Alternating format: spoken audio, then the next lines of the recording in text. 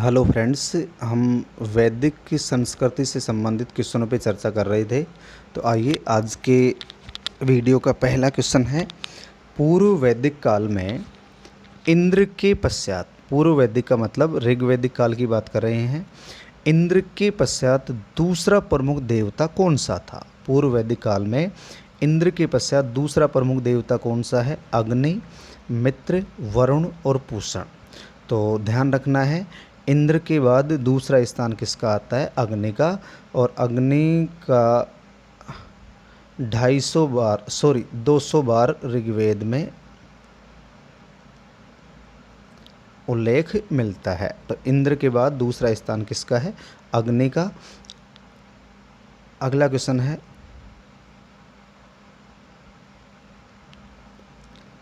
सोम पेय पदार्थ यानी सोम रस आर्यों का पेय पदार्थ है। सोम रस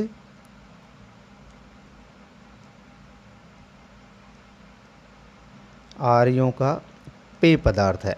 तो सोम पेय पदार्थ का संबंध निम्नलिखित में से किस यज्ञ से था? किस यज्ञ से था? किस यज्ञ से था? अग्निष्टोम यज्ञ, राजसू यज्ञ, अश्वमेध यज्ञ, वाजपेय यज्ञ। देखो, हम कल भी चर्चा कर चुके हैं इनके बारे में, यानी डिटेल से चर्चा करेंगे हम अगले वीडियो में। अभी हम केवल बेसिक फैक्टों पे चर्चा कर रहे हैं। तो ध्यान रखना है, सोम पेय पदार्थ का संबंध अग्निष्ठोम यज्ञ से था। कौन से यज्ञ से था? अग्निष्ठोम यज्ञ से था। इसके बाद अगला क्वेश्चन है, वैदिक सभा और समिति यानी वैदिक काल में सभा और समिति को किस देवता की दो पुत्रियां बताया गया है? तो एक तो ध्यान रखना है, इसका उल्लेख हमें कहाँ मिलता है? अथर्ववेद में। इसका उल्लेख कहाँ मिलता है? अथर्ववेद में। तो अथर्ववेद में सभा और समिति को प्रजापति की दो पुत्रियां बताया गया है। प्रजापति की दो पुत्रियां बताया गया है। इसके बाद अगला क्वेश्चन है, छांदोग्य उपनिषद। छांदोग्य उपनिषद का संबंध किस वेद शाखा से है? छांदोग्य उपनिषद है, उसका संबंध किस वेद शाखा से है? ऋग्वेद, सामवेद, यजुर्वेद और अथर्ववेद। तो इनके बारे में फिर कह रहा हूँ, डिटेल से आगे चर्चा करेंगे। छांदोग्य उपनिषद का संबंध किस वेद शाखा से है? ऋग्वेद, सामवेद, यजुर्वेद और अथर्ववेद। इसका सही जवाब हो जाएगा सामवेद। सही जवाब क्या होगा इसका? सामवेद होगा। अगला क्वेश्चन है, अधर्व्यू का अर्थ था। वैदिक काल में अधर्व्यू जो शब्द है उसका अर्थ क्या था? यानी वैदिक काल में यदि हम वेदों की बात करें, ऋग्वेद में यज्ञ करवाने वाला पुरोहित क्या कहलाता था? होता। सामवेद में कहलाता था उद्गाता। यजुर्वेद में कहलाता था अधर्व्यू। और आपके अथर्ववेद में कहलाता है ब्रह्मा। तो इसमें पूछा गया कि अधर्व्यू का अर्थ क्या था? अधर्व्यू का अर्थ क्या था? तो इसमें सीधा सा जवाब आ जाएगा यज्ञ करने वाला पुरोहित। यज्ञ करने वाला पुरोहित। और पुरोहित भी किस में आएंगे? किस में आएगा ये? सामवेद में। कौन से वेद से संबंधित होगा ये? सामवेद से संबंधित होगा। अगला क्वेश्चन है, वैदिक कालीन कौन से देवता नैतिक व्यवस्था के संरक्षक थे तथा पापियों को दंड देते थे? नैतिक व्यवस्था के संरक्षक थे तथा पापियों को दंड देते थे। तो नैतिक व्यवस्था जिसे ऋत कहा जाता है, नैतिक व्यवस्था को क्या कहा जाता है? ऋत कहा जाता है। और पापियों को दंड देते थे इंद्र, मित्र, वरुण, नासत्य, वरुण। तो नैतिक व्यवस्था के संरक्षक कौन से देवता माने गए हैं? वरुण देवता माने गए हैं। इसके बाद अगला क्वेश्चन है, राजा के निर्वाचन से संबंधित सूक्त पाए गए हैं। राजा के निर्वाचन से संबंधित जो सूक्त हैं वो कहाँ पाए गए हैं? ऋग्वेद में, यजुर्वेद में, सामवेद में, अथर्ववेद में। तो इसका सही जवाब हो जाएगा ऋग्वेद में। राजा के निर्वाचन से संबंधित, राजा के निर्वाचन से संबंधित सूक्त कहाँ पाए गए हैं? ऋग्वेद में पाए गए हैं। अगला क्वेश्चन है राज्य के अधिकारी। राज्य के अधिकारियों को क्या कहा जाता था? रत्न।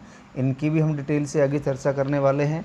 राज्य के अधिकारी यानी रत्न किस यज्ञ से संबंधित होते थे? किस यज्ञ से संबंधित होते थे? तो इसमें है राजसूय यज्ञ, अश्वमेध यज्ञ, वाजपेय यज्ञ और पुरुषमेध यज्ञ। तो इसका सही जवाब हो जाएगा राजसूय यज्ञ। यानी राज्य के जो अधिकारी होते थे वो किस यज्ञ से संबंधित माने गए हैं? राजसूय यज्ञ, जो राजा के राज्याभिषेक के अवसर पर होता था। राजा के राज्याभिषेक के अवसर पर कौन सा यज्ञ होता था? राजसूय यज्ञ होता था।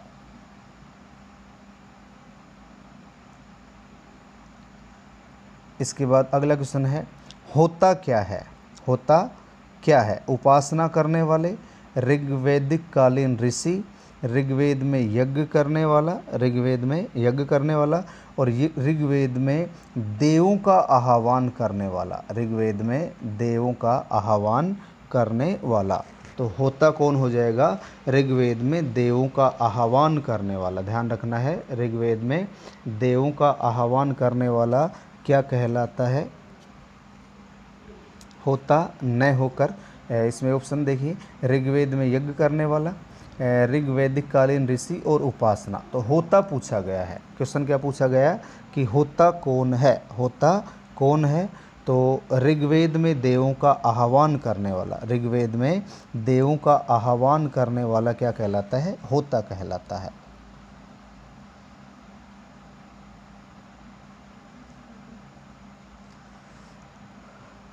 इसके बाद अगला क्वेश्चन है सुदास किस वंश का शासक था? ये भारत की जगह हम लिखेंगे भरत। सुदास किस वंश का शासक था? भरत वंश, कर्ण वंश, सुदास वंश और सातवाहन वंश। तो ये भरत वंश का था। कौन से वंश से संबंधित था? भरत वंश से संबंधित था।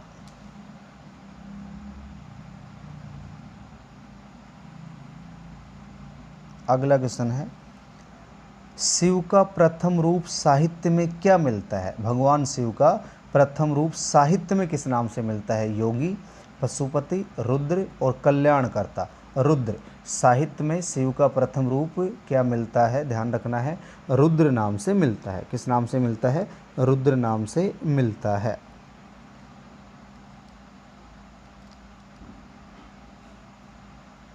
इसके बाद अगला क्वेश्चन है यूप क्या है? विजय स्तंभ, यज्ञ से संबंधित स्तंभ, पाषाण स्तंभ और अश्वमेध स्तंभ। विजय स्तंभ, याज्ञिक स्तंभ, पाषाण स्तंभ या अश्वमेध स्तंभ। तो इसका सही जवाब हो जाएगा याज्ञिक स्तंभ। यूप क्या होता है? यज्ञ से संबंधित स्तंभ होता है।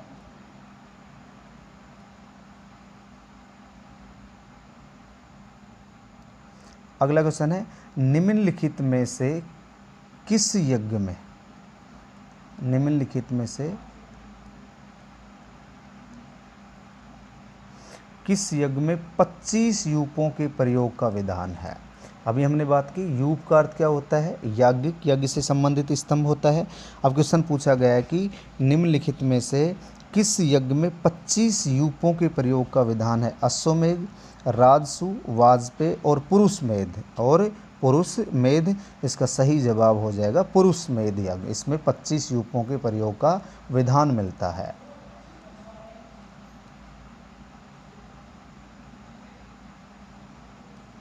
पूर्व वैदिक कालीन आर्यों की पहचान किससे नहीं थी? पूर्व वैदिक का मतलब ऋग्वैदिक की बात हो रही है। पूर्व वैदिक का मतलब क्या हुआ? ऋग्वैदिक काल। ऋग्वैदिक काल। पूर्व वैदिक कालीन आर्यों की पहचान किससे नहीं थी? इंद्र, सोम, मरुत और शिव। इंद्र, सोम, मरुत और शिव। इससे भी पहचान है, इससे भी है, इससे भी है। शिव के से पहचान नहीं है। तो ध्यान रखना है पूर्व वैदिक आर्यों की शिव से पहचान नहीं थी।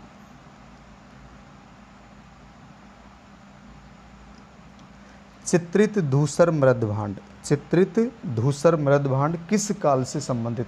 ऐसा क्वेश्चन एग्जाम में बार बार पूछा जाता है, ध्यान रखना है। चित्रित धूसर मृदभांड, इनके बारे में भी आगे हम डिटेल से चर्चा करेंगे। मौर्य काल, सैंधव काल, वैदिक काल और बुद्ध काल। तो ध्यान रखना है, चित्रित धूसर मृदभांड का संबंध कौन से काल से है? वैदिक काल से है। कौन से काल से है? वैदिक काल से।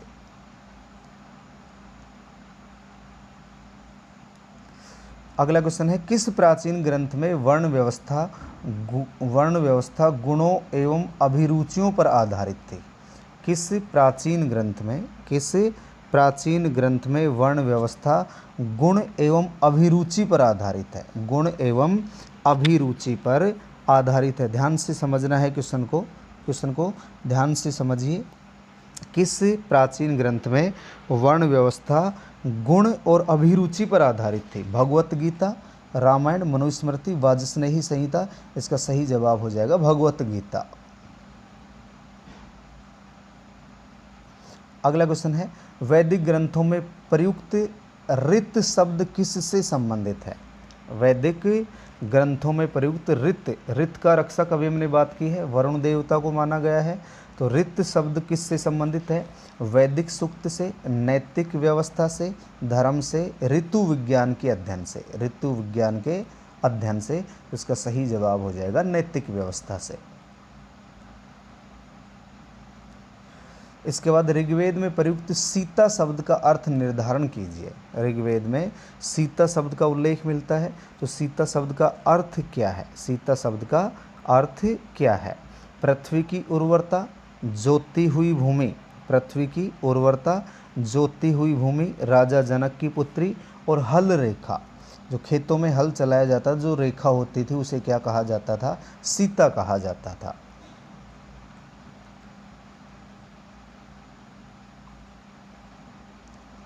अपने पुरोहित के साथ विधेय माधव, अपने पुरोहित के साथ विधेय माधव के पूर्व की ओर प्रवचन यानी जाना की कथा निम्नांकित में से वर्णित है। यानी पुरोहित के साथ विधेय माधव पूर्व की ओर प्रवचन कर रहा है। तो ये जो कथा है, इस कथा का हमें उल्लेख कहाँ मिलता है? शतपथ ब्राह्मण में, ऐत्रेय ब्राह्मण में, गोपथ ब्राह्मण में और मुंडक उपनिषद में। तो इसका सही जवाब हो जाएगा शतपथ ब्राह्मण में। सही जवाब क्या होगा? शतपथ ब्राह्मण।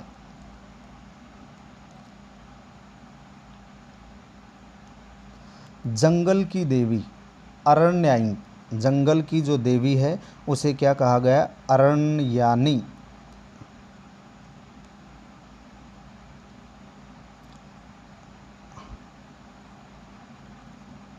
जंगल की देवी को क्या कहा गया? अरण्यायी यानी का। इसका सबसे पहले उल्लेख कहाँ मिलता है? ऋग्वेद में, अथर्ववेद में, उपनिषद ग्रंथों में, आरण्यक ग्रंथों में।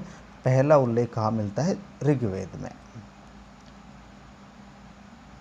अगला क्वेश्चन है, गो अपहरण यानी गाय का अपहरण करना।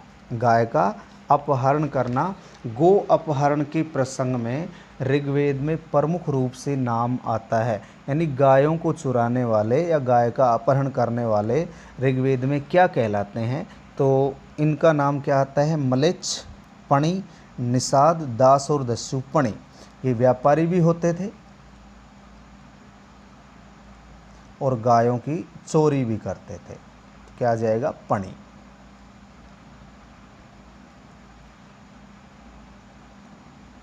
ऋग्वेद में उल्लेखित शतुद्री क्या है? शतुद्री एक नदी का नाम है, एक देवता का नाम है, एक यज्ञ का नाम है, एक घास का नाम है, नदी का नाम है। यानी सतलज। सतलज नदी को ऋग्वेद में क्या कहा गया? शतुद्री। तो इसका सही जवाब हो जाएगा एक नदी का नाम है। शतुद्री क्या है? एक नदी का नाम है। अगला क्वेश्चन देखिए, ऋग्वैदिक कालीन लोग इंद्र का आह्वान क्यों करते थे? ऋग्वैदिक कालीन लोग इंद्र का जो आह्वान है वो करते थे, क्यों करते थे? इसका प्रमुख कारण क्या माना जाता है? इंद्र का आह्वान करने का प्रमुख कारण क्या है? जन्म मरण से छुटकारा प्राप्त करने हेतु, भौतिक सुख एवं विजय की कामना, ज्ञान की प्राप्ति और स्वर्ग की यात्रा हेतु। तो इसका सही जवाब हो जाएगा बी, भौतिक सुख एवं विजय प्राप्ति की कामना हेतु। भौतिक सुख एवं विजय प्राप्ति की कामना हेतु किसका आह्वान किया जाता था? इंद्र का आह्वान किया जाता था।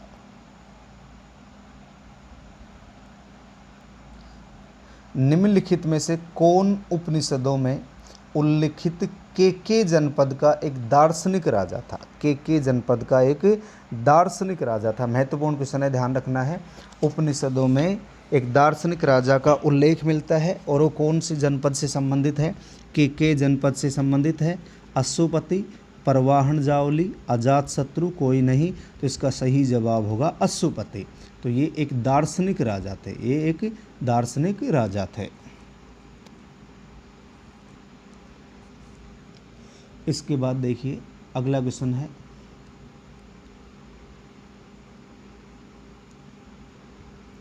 वैदिक ग्रंथों में ऊसर भूमि का व्यंजन है।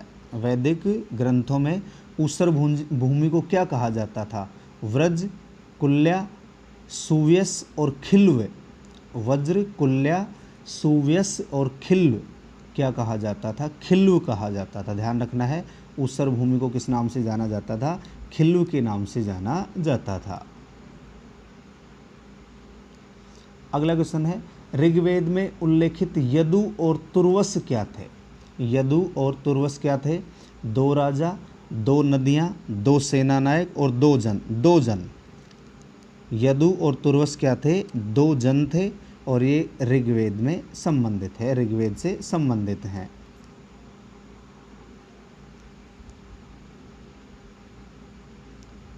इसके बाद अगला क्वेश्चन देखिए, ऋग्वेद में अन्य व्रत शब्द किसके संदर्भ में प्रयुक्त हुआ है? अन्य व्रत शब्द किसके संदर्भ में प्रयुक्त हुआ है? किसके संदर्भ में? मलेच्छ, यदु, अनु, दस्यु। मलेच्छ, यदु, अनु और दस्यु। दस्यु के लिए कौन से शब्द का प्रयोग हुआ है? अन्य व्रत शब्द का प्रयोग हुआ है।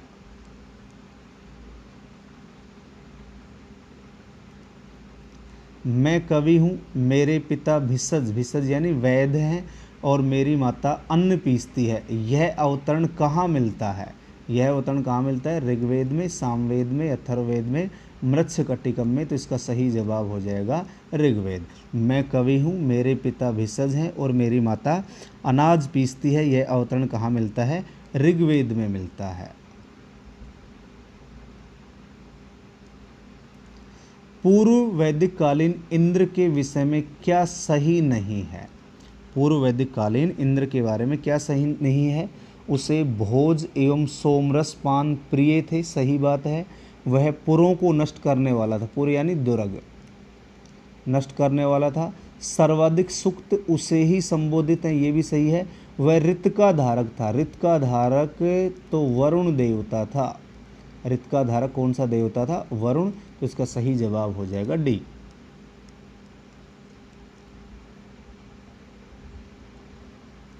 पूर्व वैदिक कालीन नदियों से संबंधित कौन सा सुमेलित नहीं है? यानी ऋग्वेद में नदी का नाम क्या मिलता है, वर्तमान में नाम क्या है, उससे संबंधित क्वेश्चन पूछा गया है। तो सरस्वती को क्या कहा गया? घग्गर हकरा। वर्तमान में सरस्वती को घग्गर हकरा कहा जाता है। सतुद्री को सतलज कहा जाता है। पुरुषनी को रावी कहा जाता है। वितस्ता को व्यास नहीं झेलम कहा जाता है। वितस्ता जो नदी है उसे व्यास नहीं क्या कहा जाता है? झेलम। व्यास नदी का तो नाम मिलता है विपाशा। व्यास नदी का नाम क्या मिलता है? विपाशा। उसका सही जवाब हो जाएगा डी।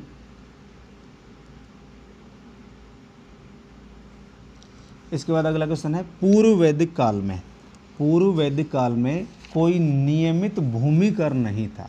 पूर्व वैदिक काल की यानी ऋग्वैदिक काल की बात हो रही है। इस काल में कोई नियमित भूमिकर नहीं था, क्योंकि लोग एक स्थान पर स्थायी रूप से नहीं बसे थे, सरकार का व्यय अल्प था, लोग राजा को भूमि कर देने के आदी नहीं थे। राजा ने भूमि कर को कठोरता से वसूला था। इसका सही जवाब हो जाएगा ए, क्योंकि लोग अभी एक स्थान पर स्थायी रूप से नहीं बसे थे, इसीलिए पूर्व वैदिक काल में कोई नियमित भूमि कर नहीं था।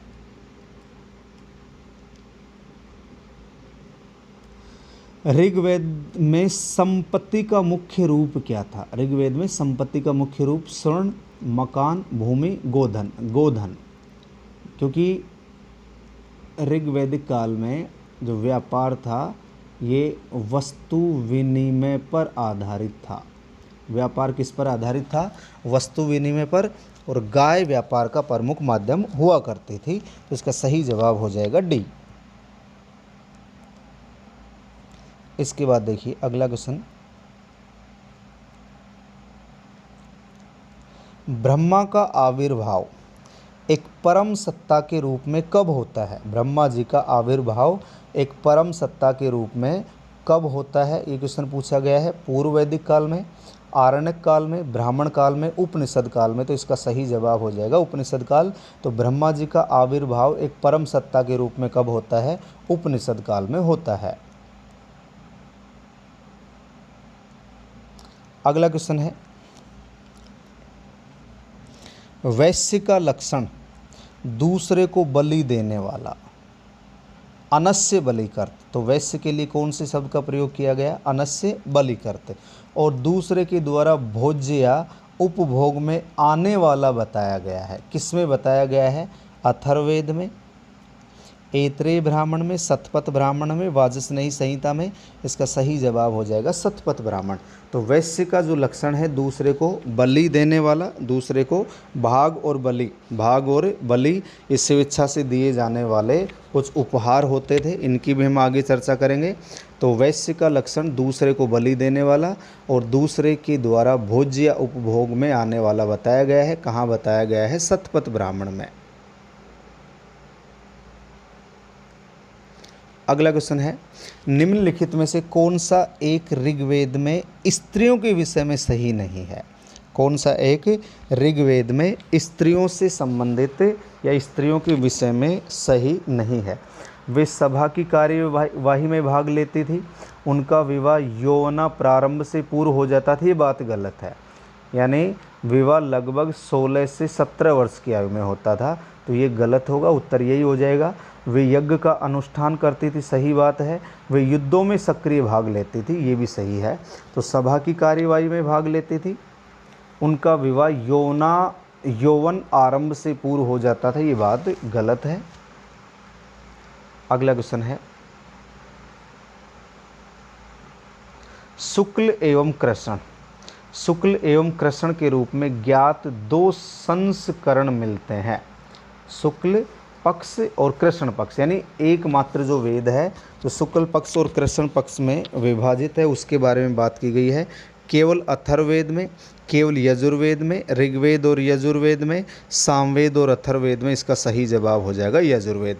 तो यजुर्वेद एकमात्र वेद है जो 2 भाग यानी गद्य और पद्य में लिखा गया है।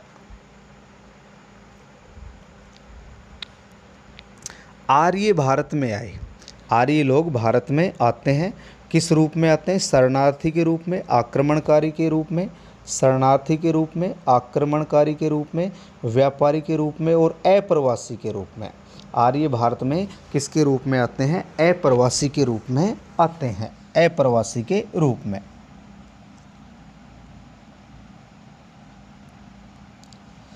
दशरागी युद्ध का प्रमुख कारण क्या था? हम इसके बारे में डिटेल से बात करेंगे। रावी नदी के किनारे 10 राजाओं का युद्ध कहलाता है। इसका प्रमुख कारण क्या था? पशुओं और भूमि संबंधी विवाद, शक्ति का प्रदर्शन करना, व्यापारियों का आपसी टकराव, पुरोहितों का षड्यंत्र। इसका सही जवाब क्या होगा? पुरोहितों का षड्यंत्र होगा। अगला क्वेश्चन है, उत्तर वैदिक कालीन आर्यों को ज्ञान नहीं था। किसका ज्ञान नहीं था? संपूर्ण गंगा नदी घाटी का, दोनों समुद्रों का, हिमालय की विभिन्न पर्वत चोटियों का, कृष्णा नदी घाटी क्षेत्र का। तो दक्षिण भारत का इन्हें ज्ञान नहीं था। दक्षिण भारत की बात हो रही है ये। तो ध्यान रखना है संपूर्ण गंगा घाटी का, दोनों समुद्रों का, हिमालय की विभिन्न पर्वत चोटियों का, लेकिन कृष्णा नदी घाटी क्षेत्र का इन्हें ज्ञान नहीं था। वैदिक समाज में उच्च आचार एवं नैतिक व्यवस्था थी। वैदिक समाज में उच्च आचार एवं नैतिक व्यवस्था थी, क्योंकि कारण क्या है? सत्य बोलना एक धार्मिक कर्तव्य था, अपराध बहुत कम होते थे, अपराधों पर कठोर नियंत्रण रखा जाता था। उपरोक्त सभी, इसका सही जवाब क्या हो जाएगा? उपरोक्त सभी हो जाएगा, उपरोक्त सभी होगा। इसके बाद अगला क्वेश्चन देखिए।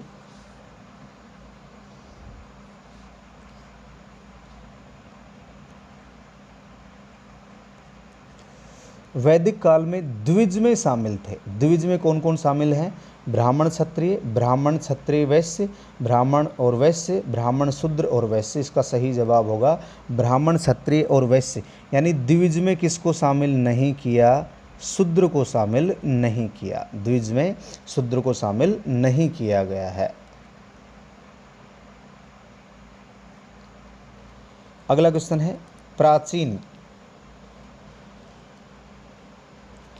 प्राचीन लोह युगीन बस्तियों से संबंध मृद भांड थे। लोह युगीन बस्ती यानी उत्तर वैदिक काल की बात हो रही है। लोह युगीन बस्तियों से संबंधित मृद भांड कैसे हैं? चित्रित धूसर मृद भांड। इसका सही जवाब क्या हो जाएगा? चित्रित धूसर मृद भांड।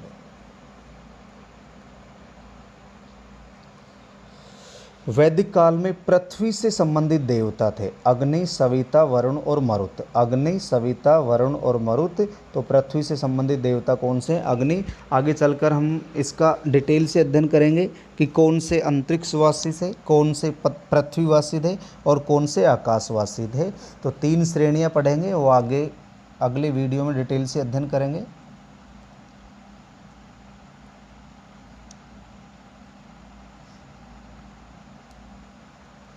इसके बाद देखिए अगला क्वेश्चन है, वैदिक देवताओं से संबंधित कौन सा सही नहीं है? वैदिक देवताओं से संबंधित कौन सा सही नहीं है, कौन सा सुमेलित नहीं है? धो यातायात का देवता, पूषण वनस्पतियों एवं औषधि का देवता, सविता प्रकाश से संबंधित देवता, अदिति सर्वशक्तिशाली देवी। ये तीनों सही हैं। तो धो यातायात का देवता तो पूषण हुआ करता था। यातायात का देवता पूषण। धो की अगर हम बात करें, ये सूर्य के पिता के रूप में प्रसिद्ध है। सूर्य का पिता किसे माना गया है? धो को। तो इसका जवाब हो जाएगा ए। इसका सही जवाब क्या होगा? ए होगा।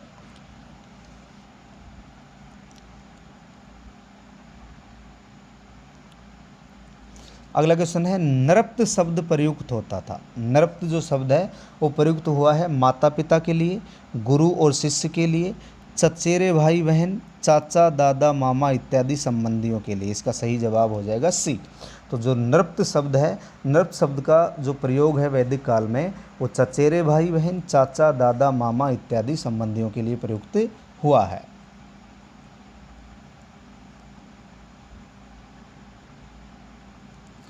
अगला क्वेश्चन है, उपनिषदों के दर्शन से संबंधित कौन सा कथन सत्य नहीं है? उपनिषदों में जो दर्शन की जानकारी मिलती है उससे संबंधित कौन सा कथन सत्य नहीं है?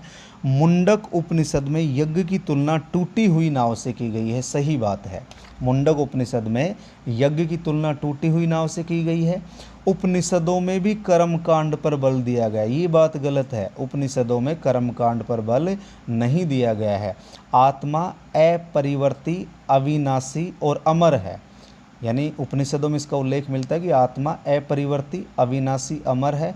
आत्मा और ब्रह्मा के भेद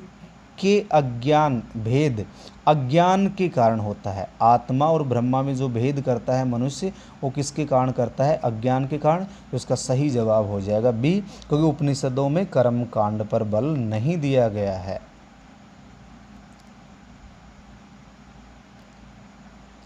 यम और नचिकेता के मध्य प्रसिद्ध संवाद। मैं फिर कह रहा हूँ, इनके बारे में हम आगे डिटेल से अध्ययन करेंगे, अभी केवल बेसिक क्वेश्चनों पे चर्चा कर रहे हैं।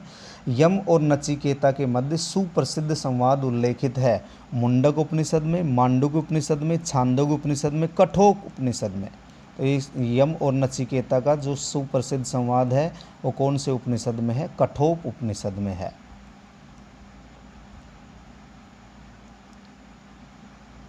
प्राचीन भारत के विश्व उत्पत्ति विषयक धारणाओं के अनुसार 4 युग का सही क्रम है।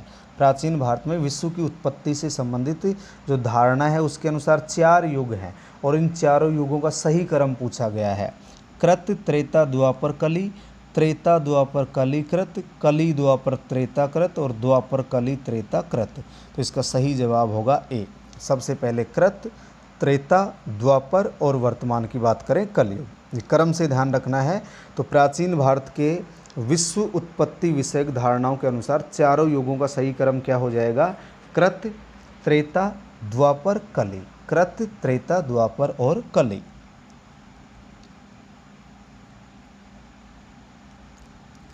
आरंभिक वैदिक साहित्य में सर्वाधिक वर्णित नदी है सिंधु नदी। आरंभिक वैदिक साहित्य में सबसे ज़्यादा कौन सी नदी वर्णित है? सिंधु नदी वर्णित है। निम्नलिखित में से कौन सी एक ब्रह्मवादिनी थी जिसने कुछ वेद मंत्रों की रचना की है? निम्न में से कौन सी एक ब्रह्मवादिनी थी जिसने कुछ वेद मंत्रों की रचना की? लीलावती, गार्गी, सावित्री, लोपामुद्रा। इसका सही जवाब हो जाएगा लोपामुद्रा। निम्न में से कौन सा प्रतिलोम विवाह है? अनुलोम, प्रतिलोम, इनके बारे में हम आगे चर्चा करेंगे। तो ऑप्शन ए है ब्राह्मण लड़के का क्षत्रिय लड़की से विवाह, वैश्य लड़के का शूद्र लड़की से विवाह, ब्राह्मण लड़के का शूद्र लड़की से विवाह और शूद्र लड़के का वैश्य लड़की से विवाह। इसका सही जवाब होगा डी। तो प्रतिलोम विवाह का उदाहरण इनमें से कौन सा है? यानी शूद्र लड़का और वैश्य वर्ण की लड़की का विवाह। निम्नलिखित में से किसका संबंध उत्तर वैदिक पुरातात्विक संस्कृति से है? उत्तर वैदिक पुरातात्विक संस्कृति से है। इसकी चर्चा हम कर चुके हैं अभी। तो इसका सही जवाब होगा चित्रित धूसर मृदभांड। चित्रित धूसर मृदभांड। आर्य भारत के ही मूल निवासी थे, इसका सबसे बड़ा प्रमाण क्या प्राप्त होता है? आर्य भारत के ही मूल निवासी थे, इसका सबसे बड़ा प्रमाण क्या प्राप्त होता है? 5000 ईसा पूर्व से 800 ईसा पूर्व के मध्य किसी नए जन समुदाय का साक्ष्य प्राप्त नहीं होता है। ऋग्वेद में सप्त सैंधव का सर्वाधिक बार उल्लेख हुआ है, गलत है। अधिकांश विद्वान आर्यों को भारत का ही मूल निवासी मानते हैं, ये भी गलत है। और यह उपरोक्त में से कोई नहीं। इसका सही जवाब हो जाएगा ए। इसका सही जवाब होगा ए। ध्यान रखना है, सही जवाब होगा ए। यानी 5000 ईसा पूर्व से 800 ईसा पूर्व के मध्य किसी नए जन समुदाय का साक्ष्य प्राप्त नहीं होता है।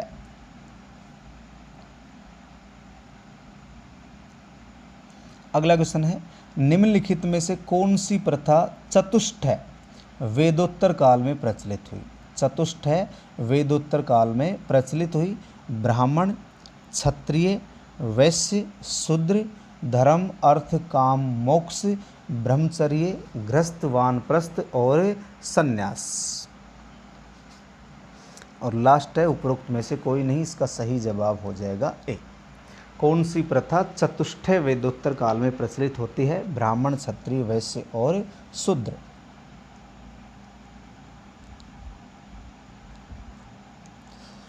वैदिक काल में निष्क शब्द का प्रयोग एक आभूषण के लिए होता था। वैदिक काल में निष्क जो शब्द है उसका प्रयोग आभूषण के लिए होता था, किंतु परवर्ती काल में उसका प्रयोग किस अर्थ में होने लगा? सिक्का, लिपि, शस्त्र और कृषि औजार। तो इसका निष्क शब्द का प्रयोग किसके लिए प्रयुक्त होने लगा? सिक्के के लिए।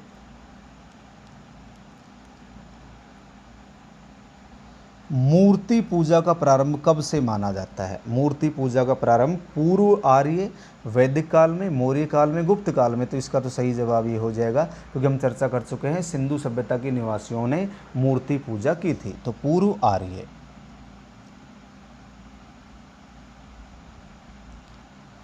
तुम्हारा अधिकार कर्म है, फल की प्राप्ति नहीं। यानी कर्म करो, फल की इच्छा मत करो। तुम्हारा अधिकार कर्म पर है, फल प्राप्ति पर नहीं। इसका उल्लेख भगवत गीता में है। इसका उल्लेख कहाँ है? भगवत गीता में। पूर्व वैदिक काल में जनता मुख्यतः किसमें विश्वास रखते थे? मुख्य रूप से पूछा गया है। पूर्व वैदिक काल में जनता मुख्यतः किसमें विश्वास करती थी? बलि और कर्मकांड, मूर्ति पूजा, एकेश्वरवाद, देवी पूजा। तो पूर्व वैदिक काल में बलि और कर्मकांड में विश्वास रखती थी। इसके बाद अगला क्वेश्चन है, आयुर्वेद अर्थात जीवन का विज्ञान का सर्वप्रथम उल्लेख मिलता है। आयुर्वेद की यदि हम बात करें तो ये ऋग्वेद का उपवेद भी है। ऋग्वेद का उपवेद आयुर्वेद है। लेकिन यहाँ क्वेश्चन क्या पूछा गया? आयुर्वेद, इसका अर्थ क्या हुआ? जीवन का विज्ञान का सर्वप्रथम उल्लेख कहाँ मिलता है? ऋग्वेद, यजुर्वेद, सामवेद, अथर्ववेद। इसका सही जवाब हो जाएगा अथर्ववेद। सही जवाब क्या होगा? अथर्ववेद होगा।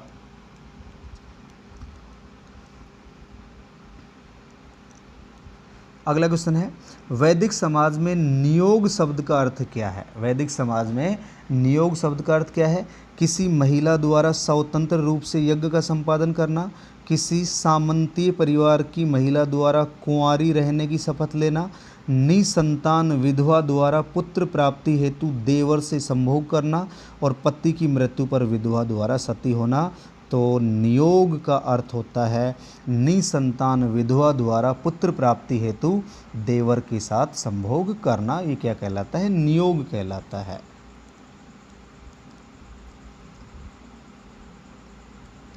अगला क्वेश्चन है, किस देवता के रथ को बकरे द्वारा खींचने का वर्णन मिलता है? कि उस देवता के रथ को कौन खींचते हैं? बकरे खींचते हैं। मित्र, रुद्र, पूषण, इंद्र। इसका सही जवाब हो जाएगा पूषण।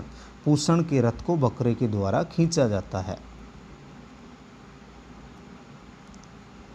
विज्ञानवाद अथवा योगाचार संप्रदाय की स्थापना किसने की? विज्ञानवाद अथवा योगाचार संप्रदाय की स्थापना किसने की है? नागार्जुन, वसुबंधु, मैत्रेयनाथ, अश्वघोष। इसका सही जवाब हो जाएगा मैत्रेयनाथ। सही जवाब क्या होगा? मैत्रेयनाथ। ऋग्वैदिक समाज में गोप शब्द का प्रयोग किसके लिए होता था? ऋग्वैदिक समाज में गोप शब्द का प्रयोग पुरोहित के लिए, राजा के लिए, परिवार के मुखिया के लिए, उपयुक्त में से कोई नहीं। तो गोप शब्द का प्रयोग किसके लिए होता है? राजा के लिए। ऋग्वैदिक समाज में गोप शब्द का जो प्रयोग है वो किसके लिए होता है? राजा के लिए होता है। अगला क्वेश्चन है, भगवान विष्णु का तमिल नाम क्या है? भगवान विष्णु का तमिल में नाम क्या है? तमिल में नाम इनका क्या है? तो ऑप्शन है मुरुगन, तिरुमल, वीरकल और कोई नहीं। और कोई नहीं। तो इनका तमिल भाषा में जो नाम है वो मिलता है तिरुमल। भगवान विष्णु का तमिल नाम क्या मिलता है? तिरुमल मिलता है। ध्यान रखना है।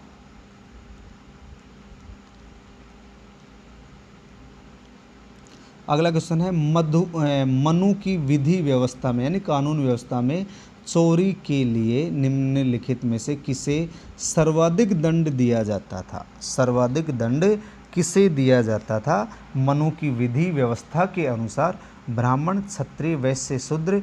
इसका सही जवाब होगा ब्राह्मण। सही जवाब क्या होगा? ब्राह्मण। यानी चोरी के लिए निम्नांकित में से किसको सर्वाधिक दंड दिया जाता था? किसको सर्वाधिक दंड दिया जाता था? इसका सही जवाब होगा ब्राह्मण।